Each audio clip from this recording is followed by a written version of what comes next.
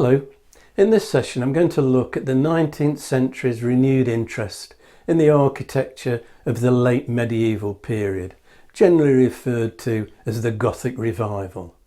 And instrumental in this re-engagement with medieval design was the architect Thomas Rickman.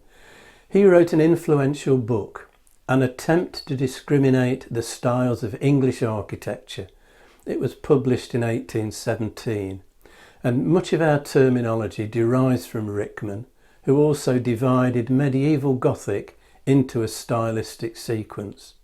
He defined three separate periods: early Gothic, roughly from 1190 to around 1250, decorated Gothic from around 1250 to 1350, an end date that's a little more precise because it coincides with the impact of the Black Death, which interrupted architectural creativity, and after which a simpler, plainer style emerged, Perpendicular Gothic, which is in vogue till around 1540.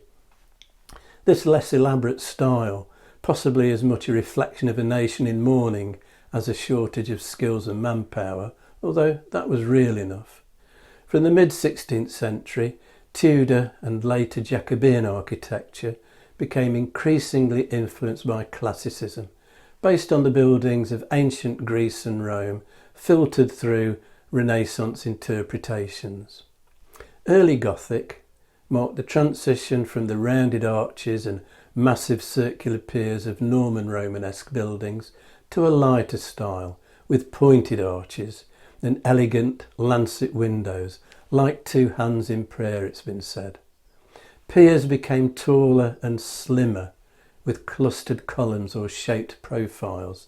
Soaring steeples appeared. Think Salisbury Cathedral.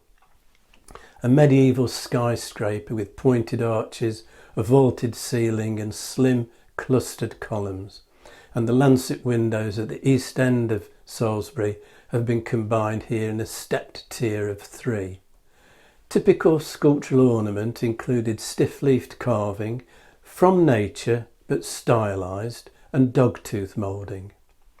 Decorated Gothic, as its name suggests, was all about dramatic surface treatments. Think Wells Cathedral west front, a piece of theatre that was once brightly coloured. There was much reliance on the skills of masons and sculptors.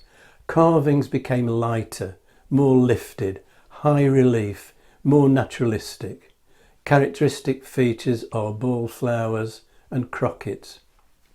Crockets commonly found on sloping surfaces such as steeples and pinnacles. Perpendicular Gothic was the first truly English style of architecture. Arches became flatter, windows larger, fan vaulting appeared. Buildings became lighter and airier. Upper clear stories were added to churches, and flatter roofs, which were typically concealed behind battlements, and you can often see the line of an older, higher pitched roof line in stonework. Hammer beam roofs enabled wider spans to be achieved. Windows offer one of the best keys to the different phases of medieval Gothic architecture, beginning with the lancet windows of early Gothic. In decorated Gothic, windows designed with stone ribs known as tracery are introduced, and a chronological sequence follows as the tracery increases in complexity, from the simple plate and geometric tracery of the mid-13th century via Y and intersecting tracery to flamboyant curvilinear, or sometimes called reticulated, tracery by the mid-14th century. The larger, flatter profile windows of the Perpendicular period have what is known as panel tracery, and as it says on the tin, the mullions, the uprights dividing the window into lights, are perpendicular. Few surviving medieval buildings belong to a single architectural period. Most contain different phases. During the period I'm focusing on in this series, the debate about the merits of classical architecture versus Gothic architecture has been referred to as the Battle of Styles. In 1834, the Houses of Parliament burned down. A competition to find an architect to design the replacement attracted 97 entries. The winner was Charles Barry, whose preference was for classical architecture.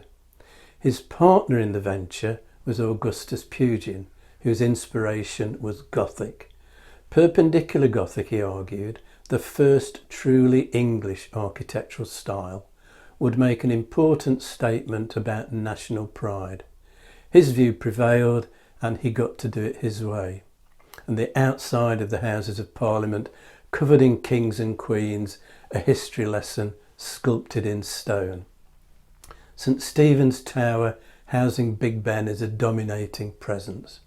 And Pugin was also responsible for the interior decor, from the colour scheme, red for the Lords, green for the Commons, down to the last detail, the woodwork, the benches, even the door handles. And of course, the elaborate throne occupied by the monarch for the state opening of Parliament. Pugin insisted Gothic architecture was superior to classical, and I shall return to Pugin next time. If you've enjoyed this video, hit the like and subscribe buttons and click on the notification bell to be informed when the next video is available, or you can subscribe by clicking on the rose window over my shoulder.